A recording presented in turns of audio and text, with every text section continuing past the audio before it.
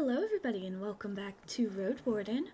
I am uncertain on what to do today, because I don't know if you notice, but we're very fucked up, and it's entirely my fault, because I took on 4 zombies by myself, because that was a good decision, and we all agree on that. We can head towards the east. We have a lot of different places we can explore, but I really want to get this bronze gate open. And I want it. I want to get it open. But to do that, we need vitality. And to do that, I need to not be beat up by fucking zombies. So I was trying to decide on where we should go. And where to sell stuff. Because we do have stuff to sell right now. We have, I believe, some iron scraps. Yes. Which we can sell.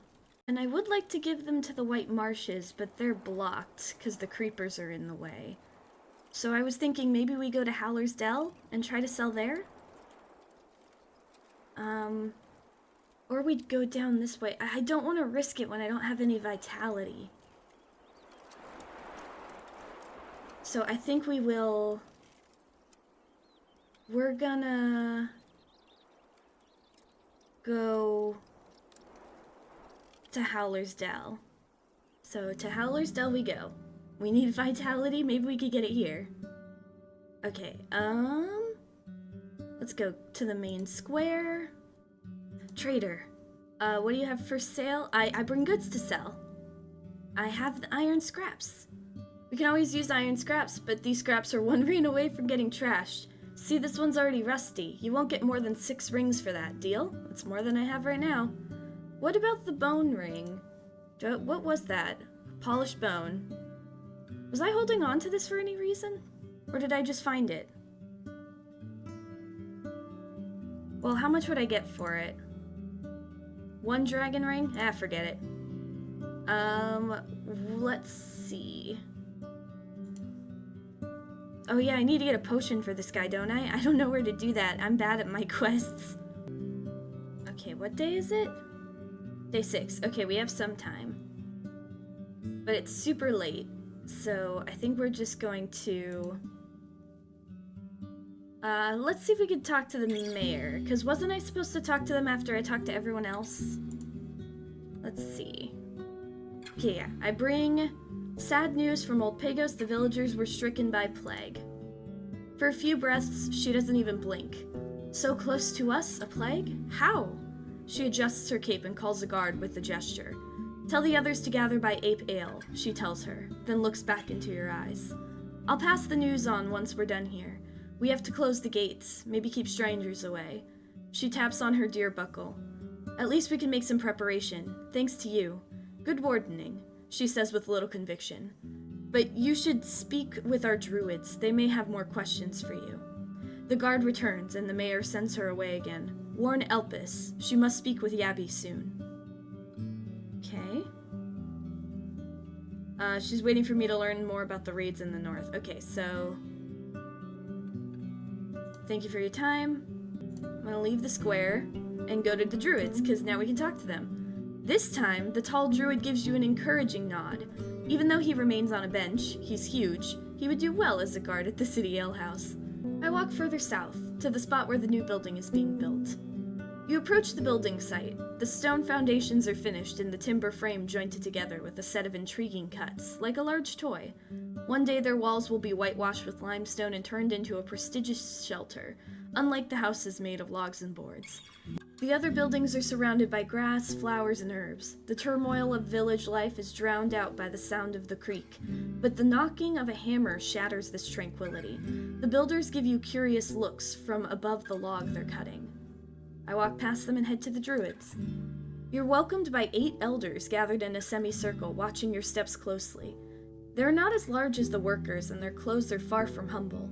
Instead of hemp pants or tunics, they wear colorful robes and dresses made of wool. They vary in style, length, and embellishment, separating them from the outfits of monks. You spot belts and cords, sandals and closed shoes. One person is bald. One has silver hair long enough to cover her back like a cape. Most of the druids are clean and well-rested. Though one is a bit of a sloven, with uncombed hair, stained clothes, and dusty feet. Also, unlike the priests of Hovleben, their hands are marked by scars, hard skin, old burns, and missing fingers. Still in silence, a woman with a staff steps forward. Take a closer look. Her gray robe is decorated with a brown thread that portrays leaves, tree branches, and birds. She's over 50, but the youngest one of them all. Her back is straight and the gray hair only an inch long. She doesn't need a walking stick. Her weapon is smooth, longer than she is tall. Her blue eyes are vigilant and keenly observe your face, as if in search of venom in your lips and nose. Her lips are thin and small, formed into an austere line that shakes slightly, as if she's on the brink of a burst of anger. She says nothing.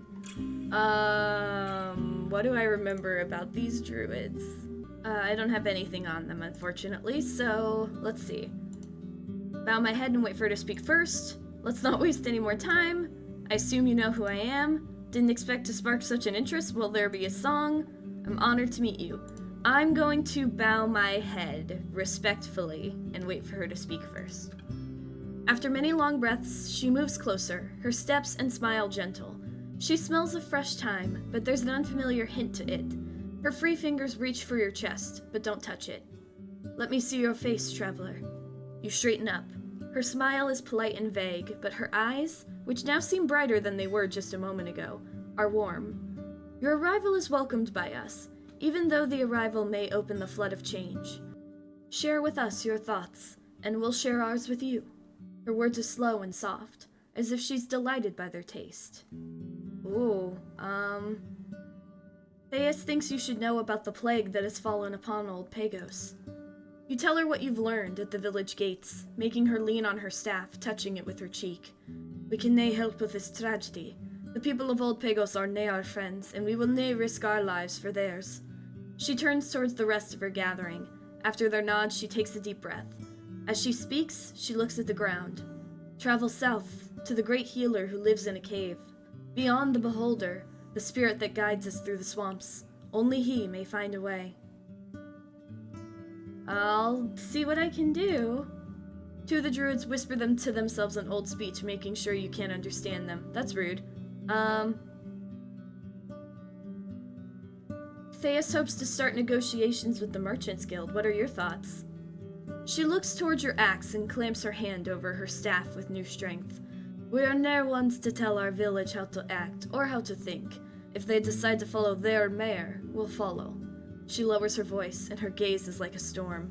When a bear enters your house, you do not scream at it, nor hold the door for it to leave. You wait, or throw it a fish, but if it heads to the bed of your child, you jump on its back, even if all you have are your teeth. For a single heartbeat, you see a red line in her eye. I'm looking for a healer. She raises her head a bit and observes you in silence. You'll nae find them here. My soul has its limits. I need to be there when an elder falls down the stairs, when a child gets a fever, when a lumberjack cuts off their arm. We do nae need your dragon bones, and I will nae put a stranger above my neighbors. Okay, have you ever met Asterion? Are you gonna get mad at me too for mentioning him? Nay. Seeing that you wait for a more detailed answer, she taps her fingers on her staff. We have no reason to talk to him. Why do you speak for the entire group? She steps away, tilting her staff towards the other druids who look at you gently. There's nae master among us. I've answers for our neighbors and I know how to guide them, that's all. For now I am trusted, but I'm not above anyone, and I take upon myself the burdens of daily life from the shoulders of the elders. One day my soul will get cloudier, or even lost in madness, but like my mother's before me. Then my lips will be sealed, and a better shell will take my place. You can't tell if her eyes show sadness or relief. What's your stance on necromancy? Just no reason. She grabs her staff with both hands. The awoken spit onto the order of things, on time and nature. When held by human spells, they only grow, waiting for the pneuma of corruption to cover their bones. Their will is simple and will never be forgotten. They will hunt for those we care for, and they will drink their blood. Her face hides any emotion. Her voice is monotonous, but her fingers are getting pale. The curse of necromancy does nae enter our gathering. Tell me about your faith. She tilts her head to the right and looks directly into your eyes. What do you want to know?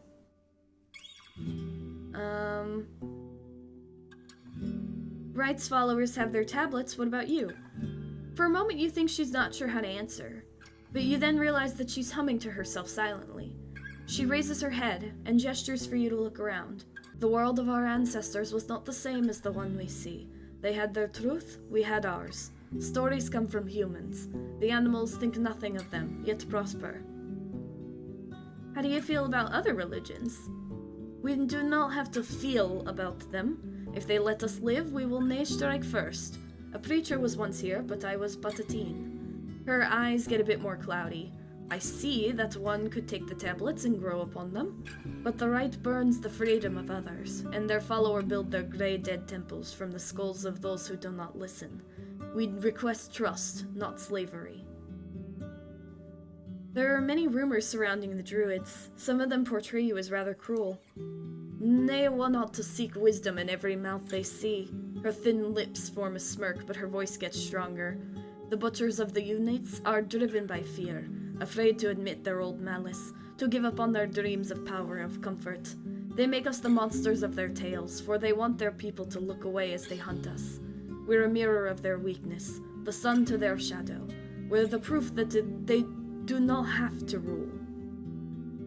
What does it mean to be a druid? To be worthy of trust. Our elders have to trust that we'll master our shells under their guidance, and use them to strengthen all of us. Our neighbors have to trust that we're worthy of their food, even if we do not work with our hands. The creatures need to trust that we deserve to enter their woods. She observes you for a bit, and her fingers tap on her staff. This trust would never be put in an outsider. But could I hear your teachings? Give away what you can, take only what you need. From your soul, from the soil, from the fellowship of humans. You leave behind only ashes. Accept it and grow in peace. She ends with a kind smile. If you think 'tis nae much, you're right.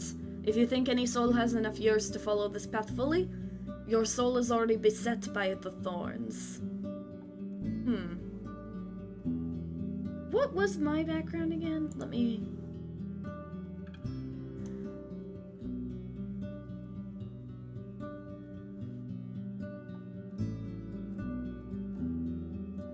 Okay, yeah, I'm a pagan, so...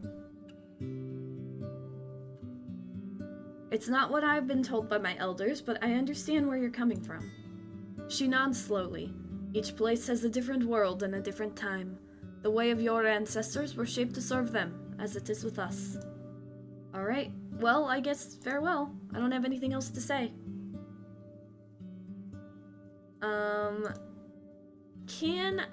Do you, for the love of God, please have healing potions? Shit.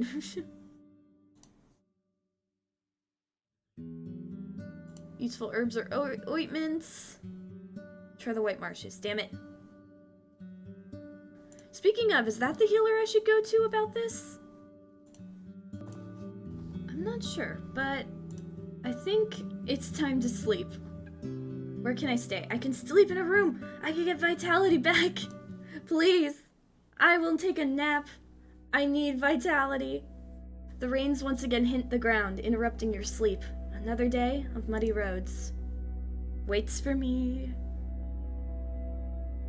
Oh, you lose your senses right after you lie down. In the middle of a warm, stuffy night, you are entangled by your dreams, too tired to fully wake up, too accustomed to having a mid-sleep break to just get back to sleep. You're between the realms, surrounded by visions so vivid you're tempted to reach out, touch them, and stretch them out. They are your playground. I'm gonna enjoy myself. I'm very badly hurt. Let me just defeat dragons in my dreams when I couldn't even beat up a few zombies. I just want to feel a little better. Look, we have a little I'm barely standing! Spend the night in peace in a clean bed with a tightly shut window and a warm blanket. In the morning you find a stool placed by your bed, covered with warm mutton stew and a cold yogurt. Once you get dressed and go downstairs, a young boy, who's covered in mud and speaks unusually loud and enthusiastically, mentions that Joffrey has already been brushed and watered. You nod, but he runs outside without noticing it. The innkeeper is sitting near the door, from time to time carrying out another bowl with either stew or gruel. Theus is nowhere to be seen. Pyros is nearby, talking quietly with the innkeeper. Oh yeah, let's talk to him. He's the one we rescued. How you doing? How are things? It's not bad here, not bad at all. They bought what I could sell, but now I have to plan what to do next. I don't care, I'll wait for a couple days, craft some things, rest from the forest. I'll leave when I leave. He scratches his beard and cheek and finally sighs. But I do feel like I've eaten a troll shit, eh? When I landed here, I had my pile of bundles and trinkets, and now I'm starting with nothing again. I should have listened to the warnings. This land belongs to no man. Bye. I'm not helpful. Let's see. Okay, where do we want to go? I'm gonna leave the square. Oh, my armor's really bad. Wait, I should probably... It's 3 for that. Outfit repairs.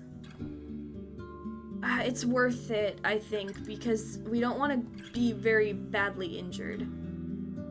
Okay, good luck, thank you. We're doing better. I'm gonna save now that we have a little bit of vitality. It's day 7. Where do we want to go next? The muddy roads slow you down. How long would it take me to get places? That would take 5 hours. But then I could go down. I don't remember which way is east. I'm gonna be honest, I don't remember which direction is which. I'm so bad with directions. Somewhere on the southern road. So I would need to go down, or I could try and buy something from Old Pagos. Which is all the way over there, and I can't get in. Ah, shoot. Alright, yeah, we'll have to... Maybe we'll go up this way then? Maybe we should do that first then. Try and find this. Or we could go... east? The east and south roads seem to perhaps intersect. And we need to travel this anyway, right? Let's start... Can I even go that way? I don't remember.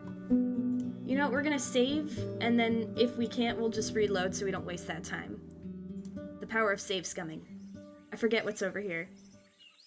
Oh, right.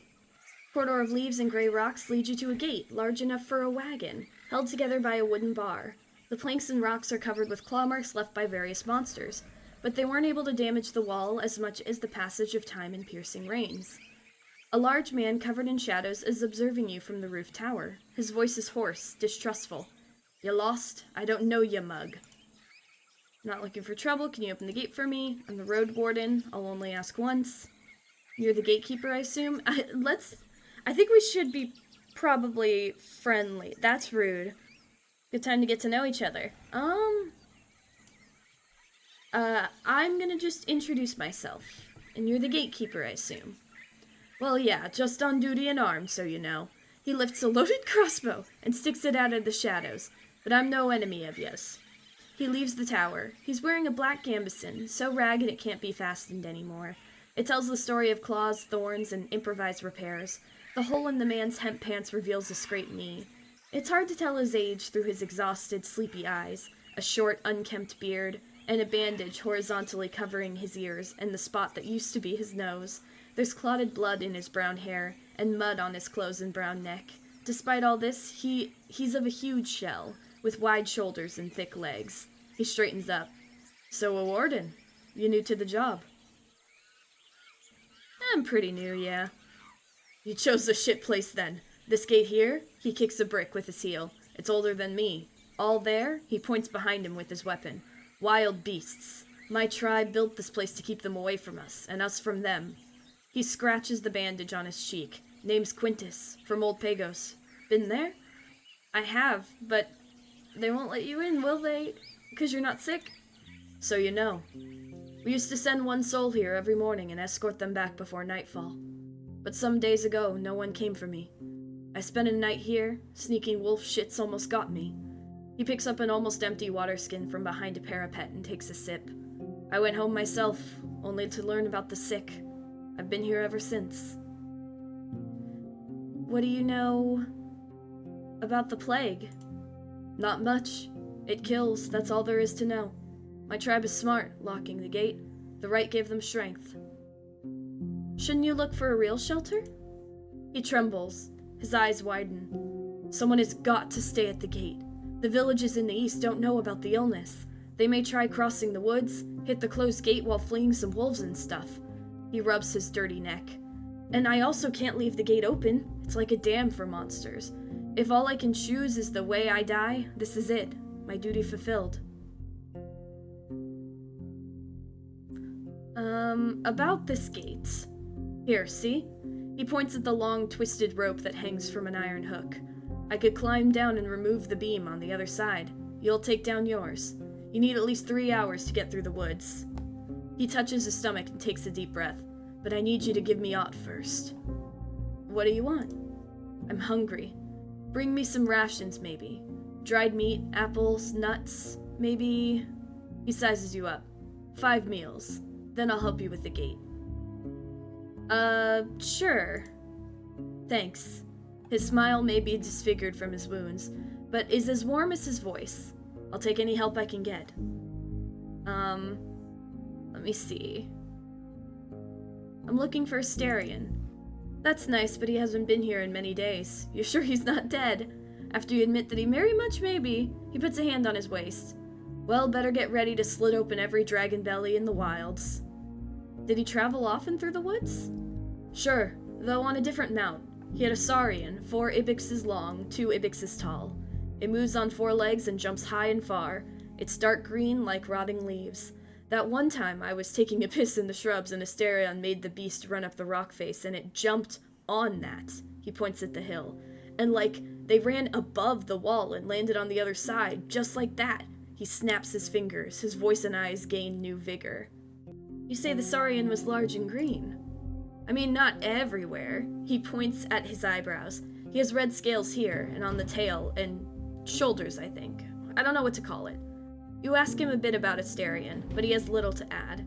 There used to be 6 of us keepers. I saw him every now and then, but not that often. How many food rations do I have? Let me see. I have 3. Maybe I can buy some from Howler's Dell? I only have 1 dragon bone, though. I guess I could sell the troll urine, maybe. Or maybe I'll just go around. Head to the east, maybe?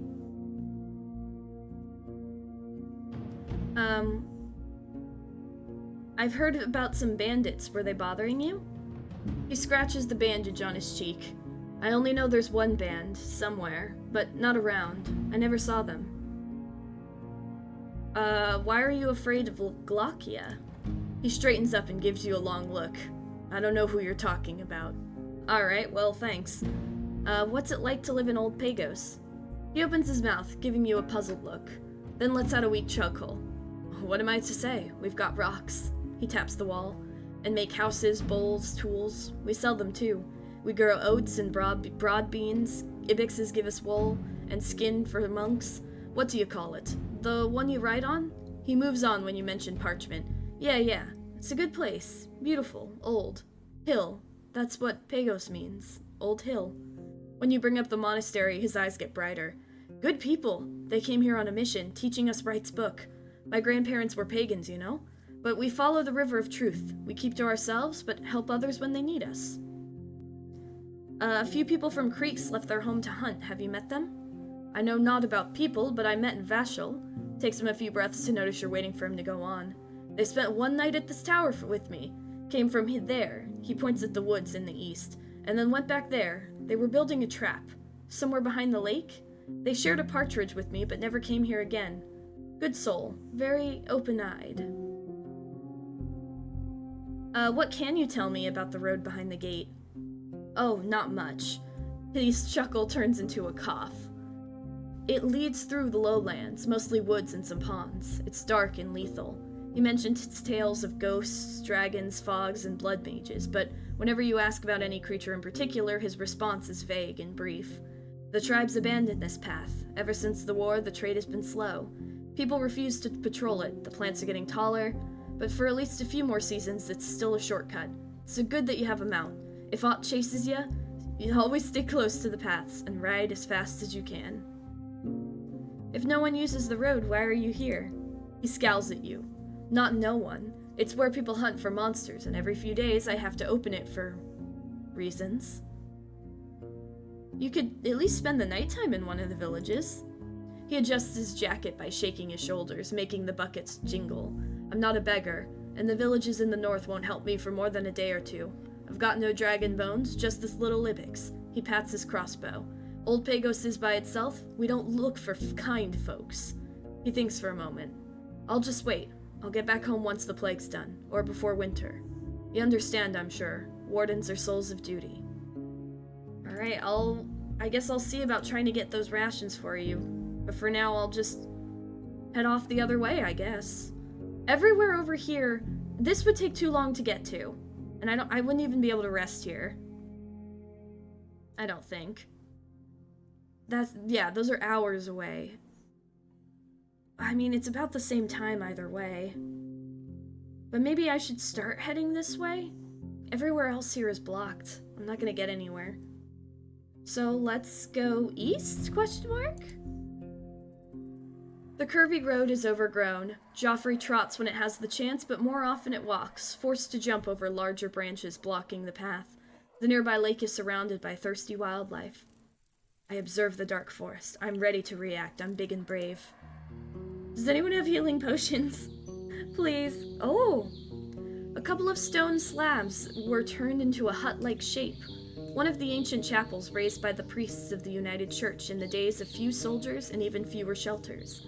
The dolmens proved— oh, wait, dolmen? Dolmen, I was supposed to look here, right? For the medicament. Yeah, potion in the secret chamber on the southern road. Is this the southern road? Merchant gave me a key to it. Maybe I can find it here. The conditions they offered were harsh. The entrance is barely wide enough to let you walk inside. It was meant to keep larger beasts away, including your palfrey. You can't spend the night here. You dismount and look around. Let me see the hourglass. It's the most common religious sign of the city folk, adapted by the United Church, Orders of Truth, and the majority of fellowships. It's used in temples and during the funeral rites, but also to decorate codices or jewelry. The winged hourglasses portray the ephemerality of life and the rigidity of time. When possible, they're made of steel, signifying the strength of humankind's determination and innovation. I won't defile it because I don't want to get in trouble, especially if I'm gonna snatch a potion from here. I'll just step away. You take a nap, Joffrey. I'm entering the chapel. The beams of light get through the gaps between the rocks, but you can hardly see anything. A torch would fill the place with smoke, but a candle will suffice. You wonder how many travelers have sat on the cold rock, observing the entrance and fighting with their heavy eyelids. Let's get our lantern started. The strong light lets you take a quick look inside. Even though a part of the ground is covered with a single massive slab, there are sections free with any flooring. You see soil, small rocks, sand. In one spot, you find the remains of charred wood. You also notice sticky soot on the walls. Parts of it cover black marks and pictures, possibly letters. I'll look around. There has to be the potion in here somewhere, right? What are you looking for or paying attention to? Keyhole. You either don't find it or I can't understand you. Look for something else. A lock. Potion. Door. Doors are walls. It only has one chamber. Secret passage? If it's here, it's hidden. Hidden passage. God damn it. Is this looking taking me time? What if I look at the slab? Even though part of the ground is covered with a single massive slab, there are sections free of any flooring. Okay, that didn't help. Walls. They're all around you. Your mom? Damn it. Look for something else. Let me look at the soot. Sticky soot on the walls. Pictures, possibly letters. What about the letters? Ooh! A large part of the wall is covered with engravings. It's difficult to figure out what they're meant to portray, but one picture is obvious to you. A long arrow pointing down. Parts of the writing, as well as nearby walls, is covered with soot. I understand what's written here. The images and letters are a combination of two separate texts. The first one is written in the words of a deer, and belongs to an era as old as the dolmen itself. It's almost impossible to decipher it, but you can make sense of it by connecting some words and the general structure. It was a prayer or a spell asking for a safe road. The other messages are maybe a couple years old. While they use the same alphabet, they tried to express the modern city tongue. It's a list of wares, sometimes portrayed by images and their value in dragon bones. Some of the pictures are used as obscene insults. You see, for example, the head of a griffin or the sketch of a wolf. Someone was not happy with the prices they saw. One passage is especially interesting. Trapdoor payment. Trapdoor payments. What? I'm gonna look at arrow.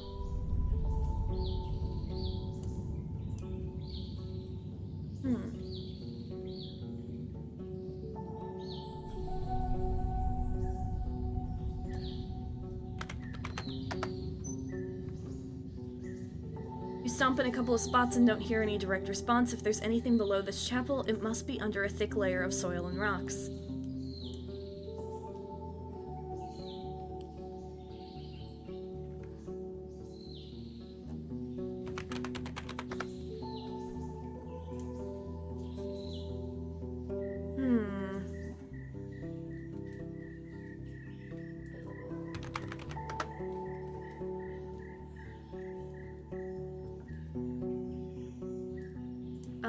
Charred wood. Part of the floor is littered with the remains of an old campfire, not more than a couple months old. You see dust, burnt bones, and wood. The wall above this spot is covered with soot.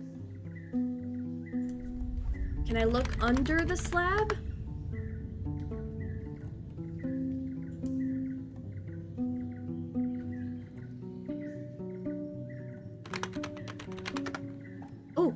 Make a couple small holes in various spots, but most interesting areas turn out to be hidden beneath the remains of an old campfire. You move all the ash and pieces of wood until you find a well-preserved plank. You dig around, finding a solid trapdoor locked with a steel padlock. I have the key! You insert the key, and after a bit of wiggling, something clicks. The padlock is cold, dirty, and rusty, but you easily get into the iron latch, which moves the way smoothly. You have no problem unlocking the trapdoor. I look inside. You lift the hatch, and the heavy, humid air suggests an abandoned farm cellar. Your candle allows you to estimate that the tunnel is roughly 15 feet deep, but there's no ladder that you can use. You think about lowering the rope, but you realize that one of the brick walls is covered with large holes, meant to be used as sort of vertical stairs. You hear no sound coming from the tunnel, but the moldy walls and old cobwebs are not very welcoming. Am I gonna have to fight 4 zombies again? I climb down. You have to move slowly, learning the new route. You hug the cold, moist walls, seeking the support for your boots. It doesn't take long before you feel comfortable enough to jump down, then light up another candle. Both the walls and the floor are made of stone slabs. You see no movement, no other sources of light. The short tunnel leads you to a small room. I walk inside. The room smells of rotten wood and fungi. Abandoned junk is scattered on the ground. And shelves. Earthenware jars, rotting scraps of linen and leather, wooden plates, bones for carving, and rusty iron tools. While these odds and ends may be years or decades old, the basement could be just as ancient as the main floor of the chapel. The one thing that seems to be uniquely fresh and durable is a small wooden box, held together by a few fiber cords. I'm gonna take the box. Doesn't feel empty, but it's light. You shake it a bit, trying to guess what's inside. You can't open the box without cutting the cords. I need to make sure it's what I found, right? What did he tell me? Did he tell me not to open it? I found the box. Oh, okay. Ocean in somewhere in the southern road. Okay, so he knew it was in here, so I won't open it. Maybe he'll give me something more if I don't open it. So I'll keep it in one piece. Using the light of your candle, you memorize the holes, you climb up quickly. Alright, I'm going to... I go outside. Joffrey is observing the area. There's nothing else for me to do here. Well, then... I know we just got over here, but we should rush back to Howler's Dell. I want to make sure we get this before we run out of time. Plus, we can rest here for the night, probably. Hopefully. Approach the opening gate, then carefully dismount. A guard approaches you, ready to take your mount to the stable. Greetings, Roadwarden. What news do you bring? I'll gossip with you for a bit. Even though Howler's Dell is a large village, the life in here is slow. The curious locals gather around to take part in your conversation. Recently, 2 groups of local kids have invented a new way to wrestle for points, and they're now trying to outdo one another in small contests. Interesting. Let's go to the main square. Oh, it's so late. Akikos. About the potion. I've only found this box. He raises an eyebrow. takes the box from your hands and cuts the cords with the dagger. It's filled with rags wrapped around an earthenware bottle. It's small and closed with a tall wax seal, inside of which you see a thin stick. With a grin, he picks up the bottle, gently jiggles it, weighs it in his hands, and puts it on the counter. Great. Now let's hope my little girl will nae get herself swallowed by a dragon. So, we said 5 rings. It's yours. He smiles and looks for the coins in a large pouch. Thanks, O bringer of good news. I take my reward. Yes! What do you have for sale? I have 6 dragon bones again. Nothing for now. We got that. It's the end of day 7. I'm pretty proud of us, actually. Let me go to the innkeeper. I need a few rations. Let's see. Bath and dinner, I don't need it. Teeth cleaning set, probably could be useful. Let's buy... Okay, that way we'll have some for ourselves. Oh, what else do you need? I'm looking for a few hunters, Admin, Dahlia, and Vashel. He rubs his neck and looks at the clouds. I recognize those names, but I've nae seen folks from the creeks in a long time. They come here before and after winter to trade for grains. Well, that's more than I knew before. Trader stall's closed. I got there just in time. I'm gonna leave the square. What do we want to do? 3 drunken youngsters are having a conversation, something between a conversation and a mumbling exchange of jokes. A short-tempered hunter tries to explain to his parents that there are no bears where he's going. Let's see, I'm not traveling anywhere right now. But we have enough rations to get through the gate. We need 1 more vitality. It's very tempting to just sleep here again and get all the vitality to get in, but maybe we should wait on that and not waste our money. But we will sleep here, and we will pay for a good comfy rent spot. Look at our vitality, it's going up. We're not gonna die. The shivers wake you up. You open the window and see the dense fog covering Howler's Creek, spreading like milk throughout the entire village. You hear an amused quarrel coming from the main square and spot the dancing light of torches and lanterns, yet the villages remain calm and asleep. Fogs tend to get more common in late summer, but the tribes of the Dragon Woods often see them as a bad sign. The wild spirits they carry are believed to impact both the visible and the invisible, and not in ways that help humankind. I sigh. If there are any undead in these woods, the fog will strengthen them. That's not good. The moon is bright, and so is the night. You recognize shapes of owls and bats, and spot movements on the ground. There are many stories about the moon's origins and purpose, and they're older than any of the doctrines known in the cities. These legends are shared not by religions, but rather by tribes, as if they're part of a deeper conviction. Something spread through the milk of mothers and wet nurses, or through the whispers of trees and winds. Moon is a powerful spirit that watches and guides us when we have no sun to protect us. That's why we call what's in its center the eye. Interesting. It's morning. Big stretchy. Pyros is sitting on a bench near the creek bank, apparently napping, though he winks at you when you catch a glance. Alright. Cool. I'm gonna head back over to the gate. We got what we wanted. And we returned that potion. It's day 8. I have your food rations. I think we go through here and then we'll go up and help the hunters if we can. Maybe get some more vitality? Please? I want to open that door! Here are your rations. He gives you a radiant smile. He cups his large, scarred hands, waiting for you to give him the packages. Once you're done, he opens the sack of nuts and shoves them into his mouth. The bandage is the only thing that stops him from looking like a hamster. But seriously, you're tempting the forest. You need to seek shelter. Nah, he waves it off with a smile, but once he speaks, his voice cracks. Where would I go, anyway? Where would you go?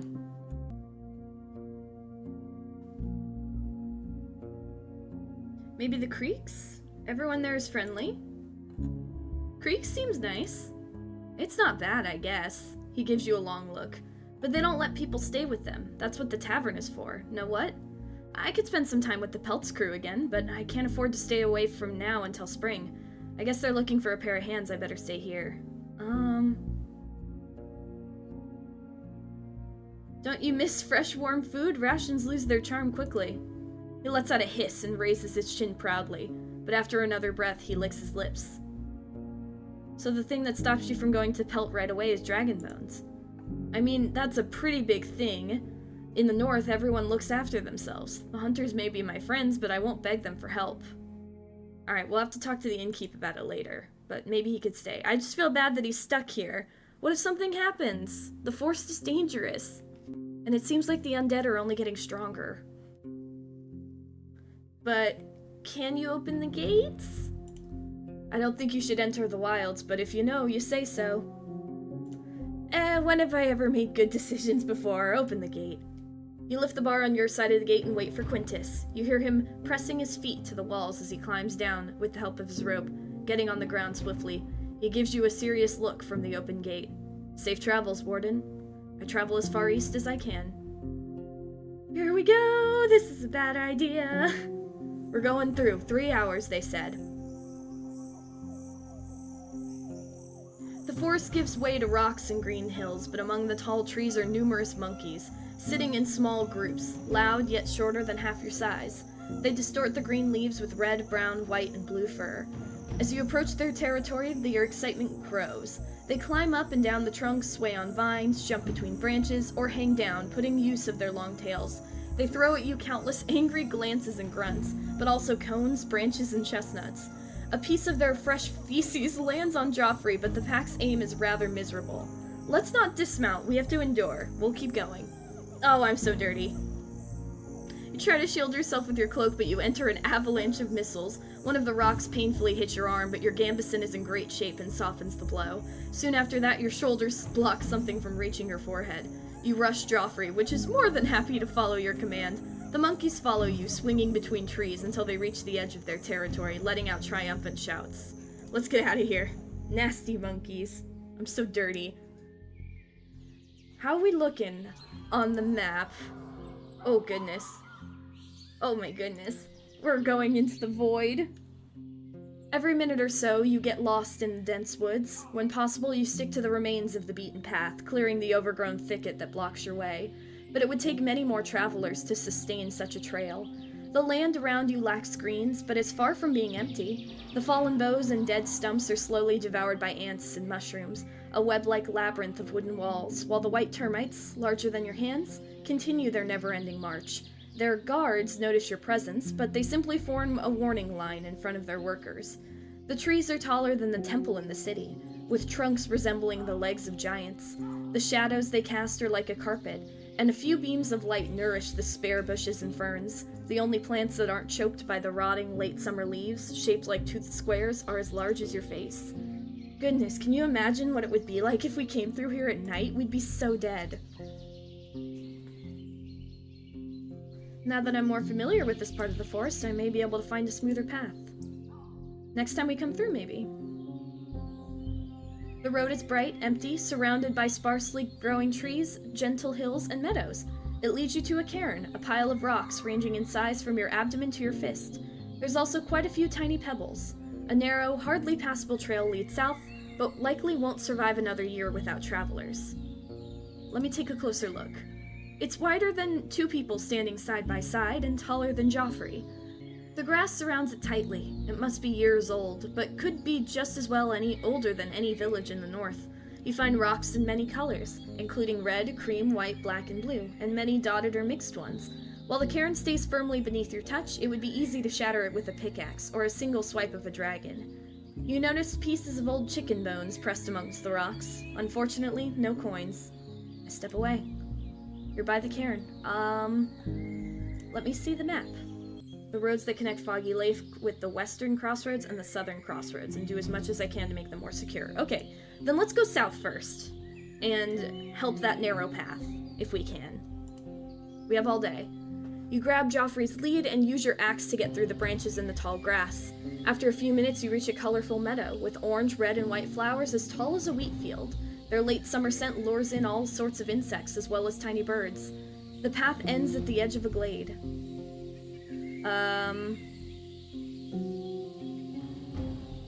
We're in a meadow. Lots of leaves. I'm gonna keep looking around. I'm saving. A cat could leap at me from among the flowers. Oh no! Oh no! You tether your mount to a tree and tread forward carefully, your eyes and weapon high. Soon, the nearest birds flee from your scream. You reach to your side and look down. A 100-legged worm, as wide as your fist and maybe 3 feet long, has crawled underneath your gambeson and chewed off a bit of your flesh. You pull by its tail and stretch out your arm. The creature wriggles in the air, incapable of bending its shell enough to scratch your hand. It's red, covered with armor made of plates. You throw it away and touch the hole that it left in your clothes. There's hardly any blood. Damn it. Alright, well, let me look in the plants. Your steps force the mice and instincts to spread, but your presence hardly remains noticed by the colorful life around you. Oh, herbs! You maneuver your knife, putting into small vessels the herbs you need to keep fresh. Oh, a rare herbs, nice! Separating them from the ones you'll dry in the sun. If it weren't for the occasional 100-legged worms that keep disturbing your work, it wouldn't differ from a regular work in the garden. And the cairn? Continue my journey. Okay, well that sucked, but we're getting to places. I just need to be very careful now. Your eyes wander between the walls of trees and shrubs on one side and the dirty pond on the other. The road itself is wide, covered with soggy logs that keep the ground from turning into mud. It's breaking under your mount's hooves, letting out what sounds like a sigh of relief. The water insufferably stinks of carrion and is covered with a blanket of green plants and white flowers that draw countless buzzing insects. Even a horse shouldn't drink from it. You can lead a horse to water, but don't make them drink it, it's nasty. Joffrey tries to get familiar with the unusual pavement and speeds up to jump over a fallen trunk blocking your path. Once it lands, it breaks one of the logs in half. That's not good. How far are we? How much longer do we have to go? Soon after, you reach a massive black saurian resting on the ground, enjoying the light at the edge of the forest. It seems to be ignoring your presence. Once again, Joffrey canturns. Yeah, good job, Joffrey. I trust you with this. Uh-oh. Once the monster raises its head, you're already in the air. The beast pushes itself away from the ground with its forelimbs, trying to catch any chunk of flesh with its massive jaws, but you safely hit the ground and return to a trot slowly. Pay attention to the dead trees sticking out of the pond. They look similar to that saurian. Yikes. Okay, don't go there. Dangerous. Everything here is dangerous. The color of leaves range from greens to purples and overwhelm you with shadows. The stems of the shrubs twisted in all directions, seeking the slightest scraps of sunlight. The trees are not too tall, but their trunks are as wide as buildings. The neglected road has been carved into the thicket, an inch at a time, a corridor of plants with a floor made of pebbles that give way to saplings and vines. From time to time, you pass by many turns, relics left by roaming dragons, unicorns, and trolls. Some of them are still used by beasts, boars, striped cats, or packs of goblins. The birds are sharing their songs as cheerful as ever. We'll just keep clearing. We'll just keep going. You reach a gap in the tunnel of plants. The meadow nourishes a lonely tree, growing in the shadow of a rocky hill surrounded by humble grasses. Near the tree roots, a wolf without fur is feasting on a human corpse, unaware of your presence. Oh? Is this a Starion? Seeking something of value. Wolf without fur, huh? Do we want to fuck with this? I'm attacking. You get down. I'm gonna sneak. The wolf notices your step quickly. It leaps away, turns around, and gives you a long look, and dashes forward, opening its jaw. Strike! Joffrey takes a few steps forward, too scared to stay at your side, but too smart to enter the forest by itself. The wolf will jump at me, I'll duck beneath it and cut its stomach. Oh gosh, what am I doing? Why am I doing this? Duck beneath and cut its stomach?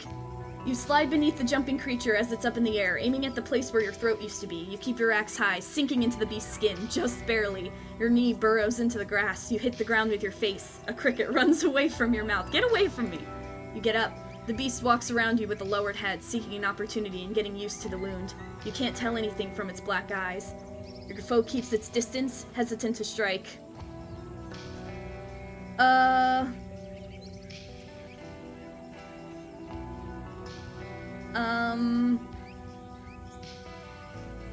Do I throw my axe? I don't know if that's a good idea, but it's keeping its distance. I saved. We might save scum. Well, I mean, if I die, we'll have to, so let's throw the axe. After it sidesteps, the blade sinks into the ground. Uh-oh. The wolf looks at you, then at the weapon, then at you again. It makes a victorious grin. I try to scare it away! You wave your arms around, showing it how large and scary you are. As you shout, moving toward it, it leaps away, growling and flinching nervously. After one last howl, it flees. Haha! Get scared, get scared!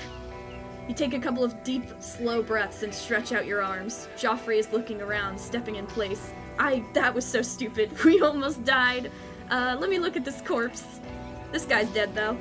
Part of its chest, face, and neck and arms were turned into a red mush. The wolf didn't break any bones, not even the ribs. The first worms start to crawl over its blood-soaked clothes. The human was a male with brown skin and short black hair. His brown pants and green jacket were made of dyed leather. It has no sacks, bags, or equipment, but you spot a trail of blood leading into the trees. The creature must have dragged the shell from deeper woods. Inside the left ear, you spot a trinket made of animal bone, which contrasts with the dark skin, and lures your eyes away from the blood. Knowing Ephron's description, you have no doubts. You found Vashel. I removed the earring. With a few slashes of water, you wash the cold blood off your hands and the knife. And maybe burn the corpse? There's plenty of birds gathered at the edges of the meadow, waiting for you to walk away from their next meal. The larger beasts will come soon. You don't have much time. Surely not enough to make a pyre. Well, at the very least I could burn, right? I'll spare a few moments. You grab the only boot worn by the corpse and drag it toward the middle of the trail, then spend some time surrounding it with dry sticks and grasses. Then cover it with a single dry bow. The guts are likely to put out the fire soon after your departure, but maybe you'll be lucky. You light up a simple torch and set fire in a couple of promising spots. As the skin and hair start to burn, Joffrey gives you a weird look. You realize that it hasn't used any of its time to graze. I'll leave the torch here. Joffrey rushes you with a snort. Alright, we'll go. We're going. How much farther do we have to go? Let's see. Oh my gosh, look how far we are! The stream ahead can be crossed by a humble ford, made of hundreds of rocks that used to reach from the bottom to the surface, but now partially demolished, either by time or by a living creature. For a rider, crossing it won't be much of a problem, but most travelers would have to take off their pants and shoes. Moving an entire wagon would pose quite a challenge. The water is clean and the banks are low. A good watering spot for Joffrey. I'm gonna throw some rocks. How long? Wait, why am I throwing rocks?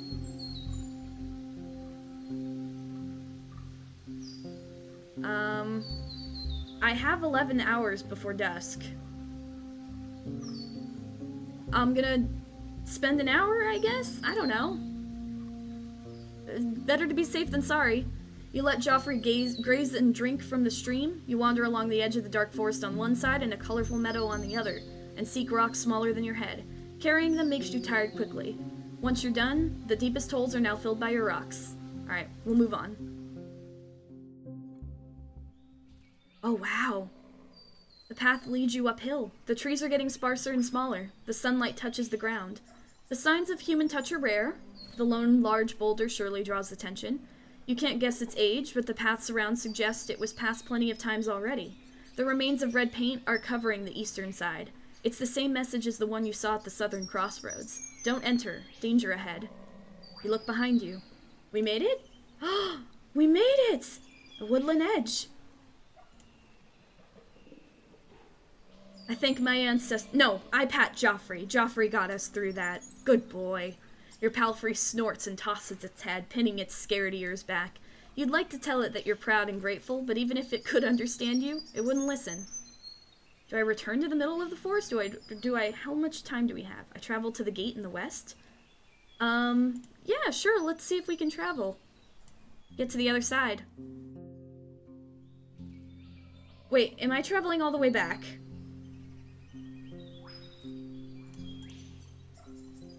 Oh, I guess I am?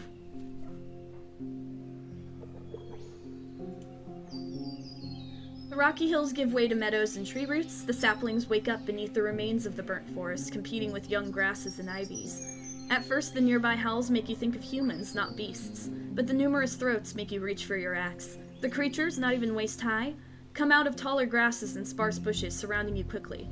Despite their wolf-like heads, their front paws would fit a monkey. Their furs are mostly brown and short, but carry scars left by all sorts of cuts and scratches. Almost every gnoll lacks part of a shell, a limb, an ear, a nose, an eye. Some of them move on all fours and sit down on their rears, while others walk around on their hind legs alone, though with varying levels of confidence. A few of them have the grace of a determined robber, many more resemble harbor drunkards. Oh gosh. What are my options here? While you may be able to take a few of them down, they will surely bite into Joffrey's leg. They won't keep both of you alive. You could follow one of the old tales, according to which the beast folk can be bribed with the gift of food. For now, the beasts are keeping their distance, baring their teeth with their grunts. Sitting in the saddle, you are 4 times taller than them.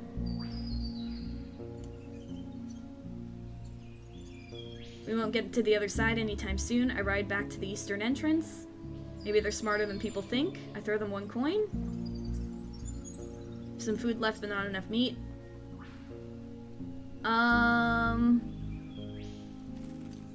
Through the rocky meadows. Wait, what do we have? Woodland edge. Am I trying to go back this way?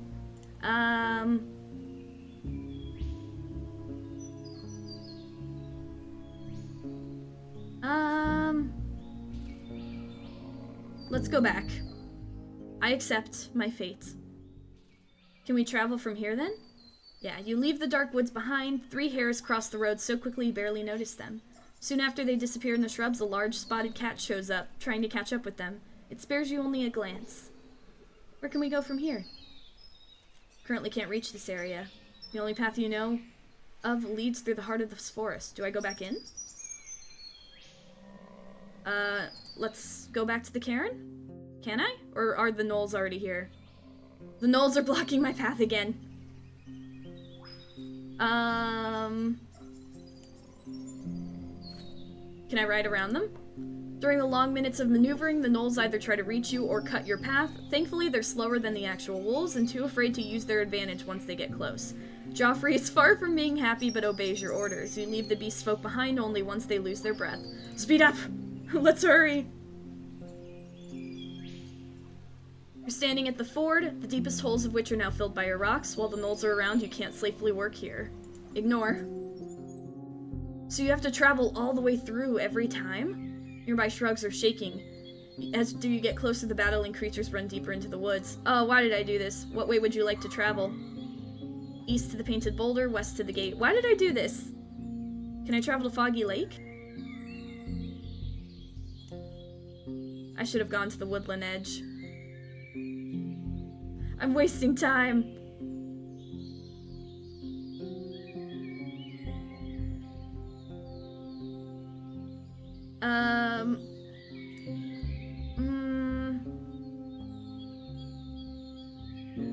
Guess we could go to the gate and then to Foggy Lake? We'll go to the gate. See if we could survive. After a brief moment of riding in the sun, oh no. A battle cry of a beast strikes you from your right. It's piercing to the bone like the ravings of a lunatic devoured by their nightmares. The creature approaches you fast, maybe flying. Run! You focus on the road ahead, balancing your weight, avoiding the branches and boulders. The creatures yell angrily when it misses you in its fall, but you hear no tumbling. Just the leaves crushed by its paws, then bent branches, tree bark torn to shreds, the panicked birds. It gets closer. It's jumping from tree to tree. The tree crowns once again to block the sunlight. You enter another corridor of fallen boughs, and the more curvy the path gets, the quicker the beast shortens the gap between you. You make another turn and almost pull on the reins at the sight of another beast. Its limbs, as thick as tree trunks, are taller than Joffrey, and are around the road, not on it. The beast's towering like neck is devouring the leaves, chewing both loudly and slowly. By its long tail, now leaning on the ground, there's a trail of broken plants and moved soil. The beast's skin is bumpy, parts of it are brown, green, red. You realize now that your pursuer is slowed down. For now, the giant ignores your presence, even if it sees you. Next to it, you're like a fly. You can't ride around the dragon, and you can't turn back. Oh no, run! You speed up to the side, hugging Joffrey's neck. You feel your companion's warmth. The hooves get even louder. This blink of an eye lasts for years. You ride beneath the dragon's stomach, almost scratching it with your head, and soon after, the legs start to move, making the ground tremble. From the bottomless throat comes a roar you've heard many times in the past, hanging above the distant woodlands. Your ears are aching. You close your eyes and clench your teeth. Your heart is pounding. Run, run, run, run, run! Oh my goodness, it was so much more dangerous going back! Approach the monkey's territory. The dwellers are still loud. Oh, why did I come back this way? Yell at them! Oh, why did I do that? You approach one of the crowded trees holding your trusted axe. The creatures spread at first, but then surround you and your palfrey, throwing at you anything they can grab while staying among the branches. You cover your face, but no avail. Two animals move to the lower branches and cackle as they effortlessly dodge your swipe. Your angry shout is met with mocking howls. A few more creatures get on the ground. A lucky rock reaches your forehead, making you retreat. Well, shit. At least I couldn't get any dirtier? The air above these bright arid hills is much drier than in the woods. Down below, among the humble meadows, you spot a stone plateau, on top of which a group of bipedal creatures is feasting on a large carcass. From what you can see, only a few of them would reach your knees, but as the pack notices your gaze, it starts to regroup. I'm leaving. I'm just trying to get out. Why did I go this way? We made it! The long shadow cast by the crags protects you from the sun. Quintus is nowhere to be seen. You wait for a minute or two, and he finally opens the gate from the other side. Still alive, eh? Barely. I think Vashal's died somewhere in the heart of the woods. Shit, he starts, but then nods with acceptance. Too bad. I'd rather have more strong hunters around. Yeah, me too, man. Where can I go? I'm gonna go to Foggy Lake. Yeah, we'll go to Foggy Lake and then we'll go down from there into the forest again. Or should we rest at Howler's Dell again? I'll go to Foggy Lake.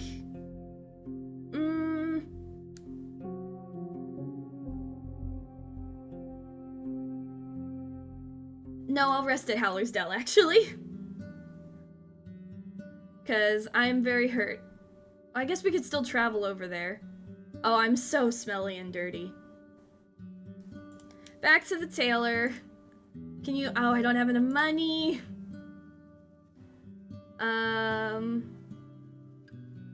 Let's see. Can I have goods to sell. Bone earring, bone ring. I probably shouldn't use that. Alright, maybe it was a waste of time to stop here. An innkeeper. Bath and dinner? That might be nice, but I need vitality. Alright, let's travel then.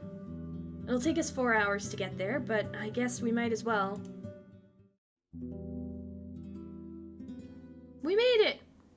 The grass in the animal pen has managed to grow back a bit, which your mount welcomes with droopy, relaxed ears. Yeah, it's been a fucking day.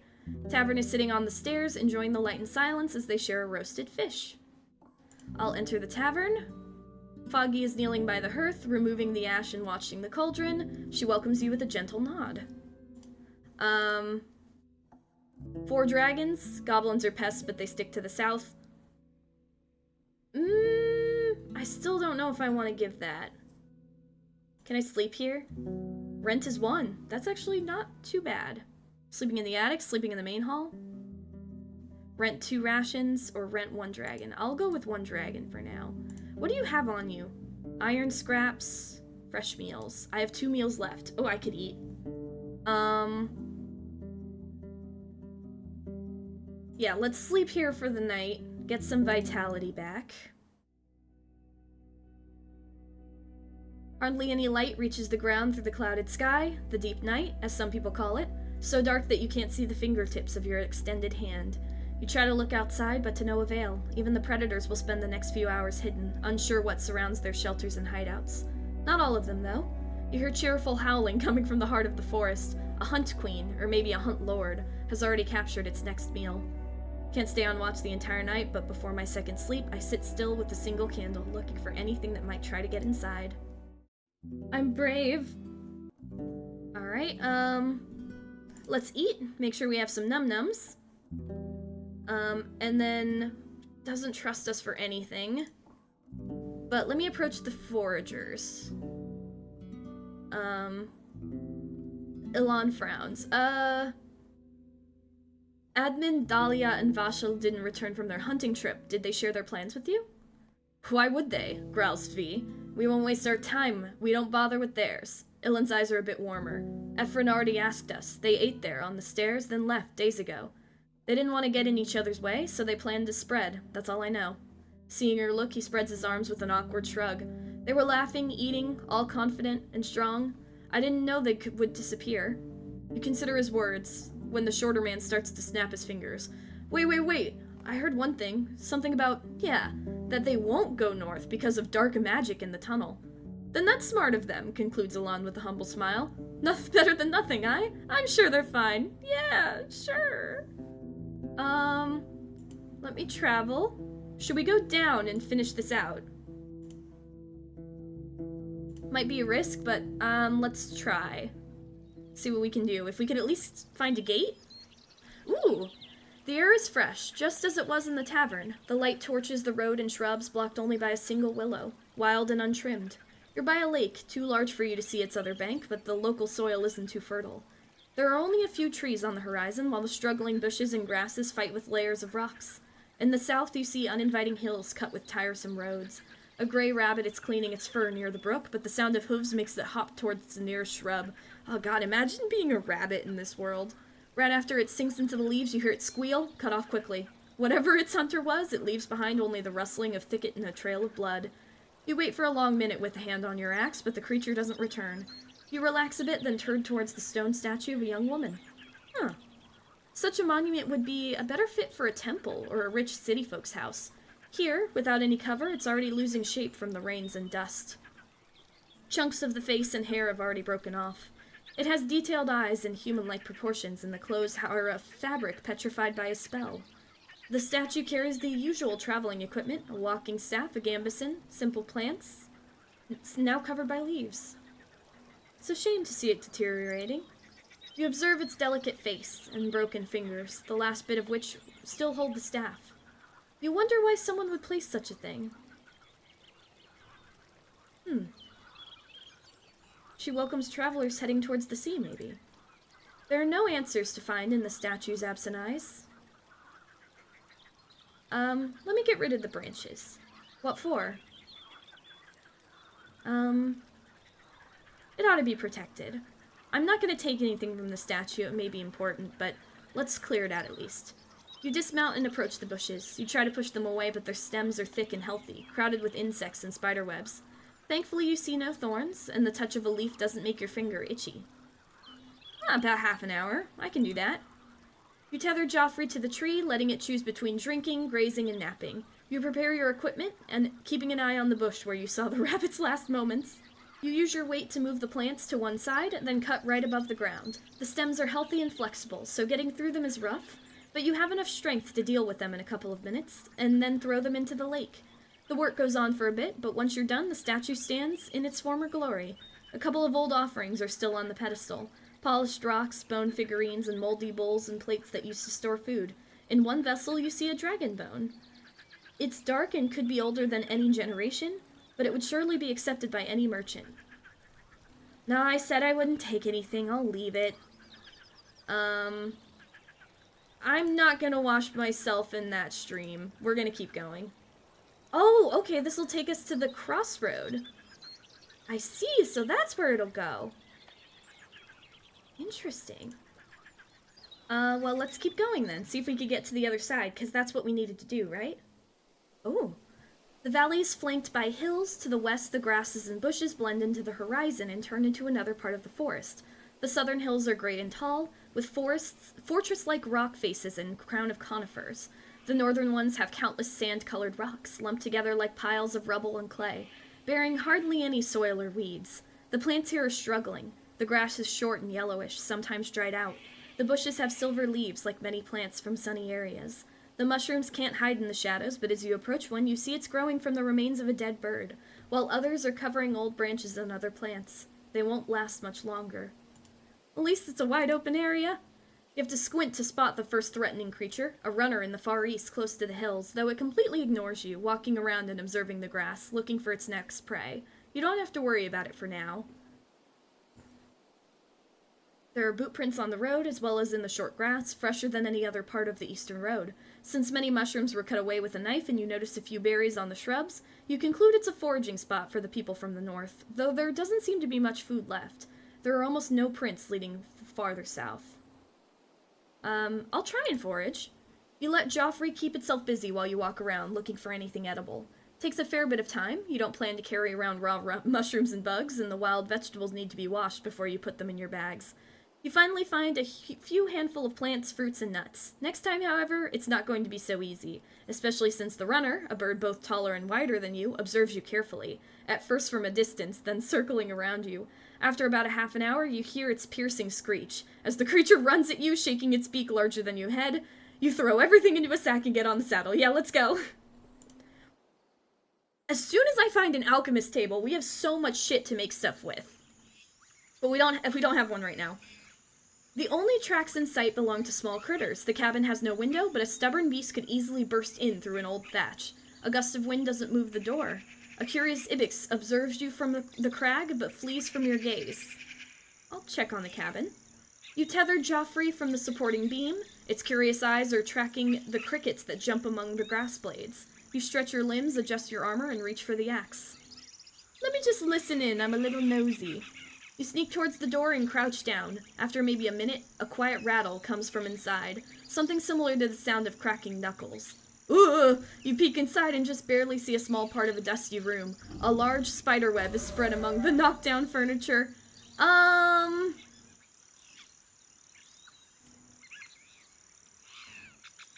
Let me leave. We'll come back another time. I'm just trying to connect these roads. Uh-oh. The gentle road leads uphill, getting more rocky and bright as the trees grow sparse. Just in case your eyes run toward a few drier parts of the meadow, you instantly shout at Joffrey to make haste. A pack of short-haired wolves, at least 20 members strong, is chasing after you! Their coats are a mixture of yellow, black, and white spots, as if someone threw mud and paint on them. They move towards the road with a human-like speed, and you realize some of them run straight at you. They're trying to cut through my path. If it wasn't for your palfrey, the beast would have already caught up with you. Their trap was perfectly set up. They're so smart, not leaving you any path of escape. Your terrified mount is disciplined enough to stay on the beaten path, and even though one of the big-eared wolves almost sinks its teeth into your mount's thigh, you manage to squeeze between the hunters. For the next few minutes, you do your best to get further away, and while your gallop is indeed faster, the wolves easily shorten the distance by moving through the sparse forest. You cross a weird river made of a stone slab, but the chase doesn't stop yet. You think about your sacks and bundles, but the pack won't wait for you to sort through your things. The group gets larger the further you go, as even more of its members, previously hidden among the rocks and grasses, now join the hunt, allowing their tired family members to slow down. You may be able to lose them after some time, but scaring or wounding some of them may force them to give up on their prey sooner. I don't have anything. I really need a crossbow. I just gotta keep running. Ooh! I reached the 4 major crossroads! You focus on the road ahead, forcing your mount to speed up whenever a beast tries to catch it. After a few minutes, you reach the crossroads at the foot of a watchtower, but the pack doesn't give up on you yet.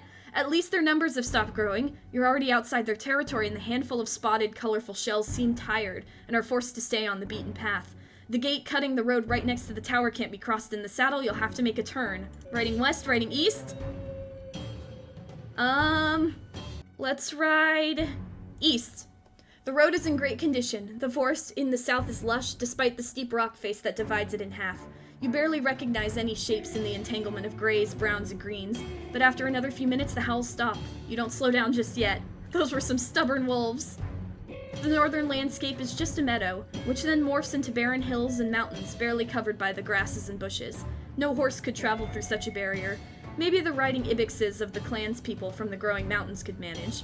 Joffrey is exhausted, but patient. More happy to survive than it is angry at your wanderlust. At least you can hope the pack will move to a different place during the night. Oh, let's take a breather. Joffrey, sorry, it's been a rough few days for us, hasn't it? Oh. Where are we? Secluded residence, a small but luxurious hamlet, for some reason spared by the wild beasts. Huh. Oh, I didn't realize I could do that. The road leads you downhill to the edge of a lake. The clearing around the ground, the dwelling is quiet. There are no crickets, flies, or even toads. The grass is not even knee-high. There are no signs of wharfs or boats. The wall isn't coated, and has already been bitten by winds and rains. Entrance? Oh. Right next to the gate, a gargoyle, or a stone look-alike, kneels on the slab. It's dark purple, almost black, with yellow, pointy teeth. Though its half-open mouth has no tongue, the creature doesn't even move an inch. The eyes have been replaced by crystals, red like currant juice.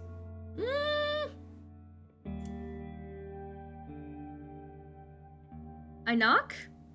Finding no knocker, you use your fist. There's no response. Anybody home? Your voice is welcomed by the screeching of a dozen avian throats. They take off from behind the wall, heading towards the lake. After a few breaths, the eyes of the gargoyle grow brighter. What's with all the ape shouts? You lost? The words are coming from the monster's mouth, though it remains still. Stand in front of me. I want to see you, mug. The drawling voice belongs to a woman, but is lined with unnatural creaking.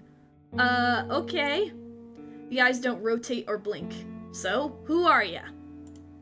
The new Roadwarden, I hope you're having a great day. Roadwarden, I've seen some disgusting beasts, but you surely have the kindest voice of them all. The new Roadwarden. I'm the new Roadwarden. I see. A short pause. I don't leave my house often, but I may have a job for a traveler. You know who I am, right? No? So you lost your way and now you're wasting my time. A long pause. I'm Utica, the only enchantress they'll find in this land, and you're disturbing my work. I don't see people in the middle of the day, but return in the early morning or a few hours before dusk, if you have to. Best yet, don't bother me at all. The monster's eyes darken again. Your mount is ready to ride away. Will make her angry, but I touched the gargoyle's head. Did I have it? I think I was told to stay away from the enchantress, wasn't I? I don't think I have anything here, so I'm gonna leave. Can I get to Creeks? I think I should deliver the news here. We've gotten a lot of stuff, though. Or I could go down and connect everything, but then it would take me forever. Let's go to Creeks and then we'll come back down, maybe? Or should we go down? The only place you know of... We could go down, clear everything out, circle it all up. Should we? No, we'll wait. I want my reward. I want my money. Give me my money! Okay, you're the one I need to speak to, right? About the Eastern Path. Do you face any troubles? I cleared the statue south of Foggy's place. The woman with the stick? Senior nod. He stops his work. What for? The road is prettier now. He bursts into laughter. I don't think the merchants care about views, friend. The statue may fall into the lake for all I care. Views are half the pleasure of the journey. Well, that's a start. Keep it up. I took a look at the dolmen in the south. It's safe. He keeps sculpting the wood and asks you about the size and the entrance of the chapel. I've heard it's small, but not that small. Not enough for a group, but maybe for a lone traveler without a mount. He looks at you with a smile. Pick a dragon bone from the case, will you? I don't want to stop now. Alright, I'll grab a coin. I'll let you know if there's anything else. I guess I'm not done yet. Ephraim. About the hunters. Something bad happened to Vashel. He interrupts your tale many times, but having little knowledge to spare, you can't satisfy his curiosity. So you don't really know what happened, just that their shell was in the woods. He gives you a long look, but finally nods. Any evidence? I took this earring from their shell. He observes it for a few moments, then lets out a sigh. So you did. They made this when they were a little kid, but told me that once they had a child, they would never wear such ugly things, their words. He lowers his fists, then looks toward the entrance to the village. I mean, it's not such a bad trinket. It's elegant. One bit of bad news isn't all, Maybe the others are fine. I'll tell you if I find anything. And that's that. He shrugs. Alright.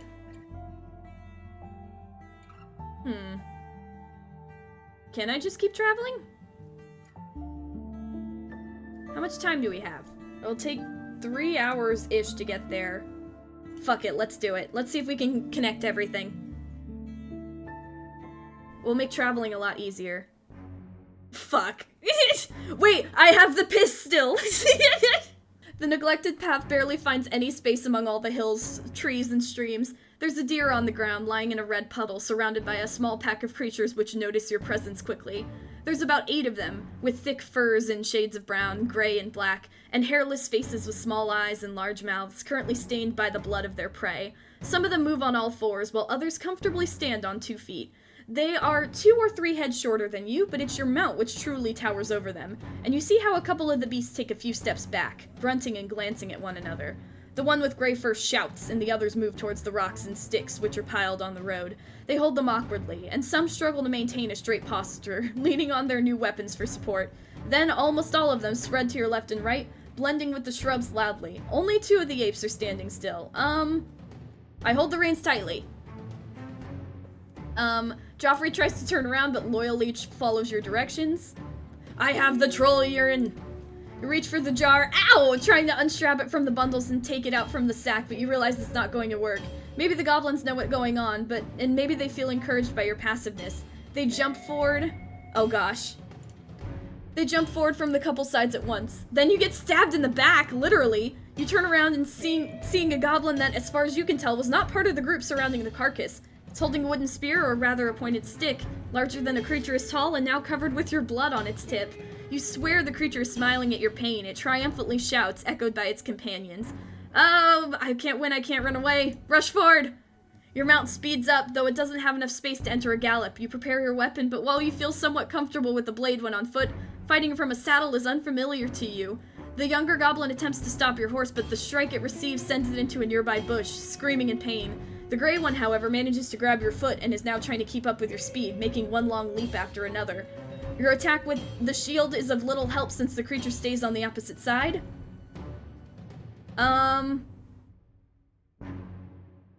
Ride faster? Oh, fuck. You put your entire trust in your horse, trying to endure the pain in your ankle and focusing on the reins. Joffrey does its best, but your encouragement is not enough, and you underestimated how nimble the goblin can be. Even after your mount makes a long jump, the beast keeps up with it, making your leg hurt more and more. It takes over a minute before it gets too tired, or maybe just too scared, and it leaps away, landing on hind limbs and shouting at you. Your leg is in pain, but it's free and the road is clear. Well, there goes all my vitality again. For a few moments you hear angry shouts and screeches, but soon after that, it's again only you and your mount. Ugh. The things I do. What the fuck? Fallen tree. So are we blocked off? Oh, a blocked section of the road impassable for carts or wagon. Crossing it slows you down. A round pipe tree blocks the road. For a wayfarer, walking over the thin branches at the top is not much of an issue. Even Joffrey, led on a rope, could walk around the stump, but a large wagon couldn't move onward in one piece. At least not without detaching the mules, unpacking all the wares, and moving everything by hand. Cutting a tree into pieces would take hours, even with proper tools, and you can't move around it. It's with just the muscles that you and your mount have to offer. Can't get rid of this obstacle by myself. Can I get there in time? I can. Okay, let's get to the Pelt of the North and rest there. Oh. Hey, it's been a while. Bored with life, Roadwarden? Haven't you noticed it's almost dark? I'm so tired, you guys. Let's see. Show me your wares. What have you got? Elk fur, a crossbow. God, that's so expensive. How am I ever gonna afford that? Let's see. Let's tell you about, any leftovers? Damn it. There's this gatekeeper, Quintus. He looks at a mug, listening to your tale. So what do you expect me to do with him once he's here? He can handle some easy tasks. Ask him to be the lookout for the beasts and travelers. The hunters can do this and much more. They don't drink as much. He glances at the stairs and rubs his arm gently. But I guess they won't refuse some looser hours. Bring him here. I offer him gruel and a corner to sleep, but I won't pay him unless he proves himself. Alright, well that's something. I bring sad news from old Pagos. The villagers were stricken by a plague. He sighs and puts his muscled arm on his head, then asks you how the state of the village and the symptoms you know of. After a short conversation, he observes the counter. I was planning to get in touch with those stonecutters. Thank you for bringing me the news. Let's hope they make it until spring. Do I have anything you'd like to buy? No. Can I sleep here? Yes. Thank you. Thank you. You notice that while you undress, one of your recent wounds is going to leave a mark. A deep cut on my hand, cheek, stomach. It's on my cheek. A cool scar, probably from the rocks getting thrown at me by monkeys, but we'll come up with a better story. I swear. The room is quiet and far away from unwanted eyes, you take a calm bath, rest on a soft mattress, look through the window, and enjoy the minutes of safety. In the morning, you find a stool with a large wooden plate bearing an aromatic breakfast, a pie with hare and cabbage, a bowl of plums and grapes, and a cup of mufflin milk. Downstairs, the innkeeper is putting firewood into the stove. He asks if you need anything. Leftovers? Damn it. Alright, that's all I need. Well, look at that! We have completely, well, not completely, there's still other areas we need to explore. We need to get up there, but for that we need 3 vitality.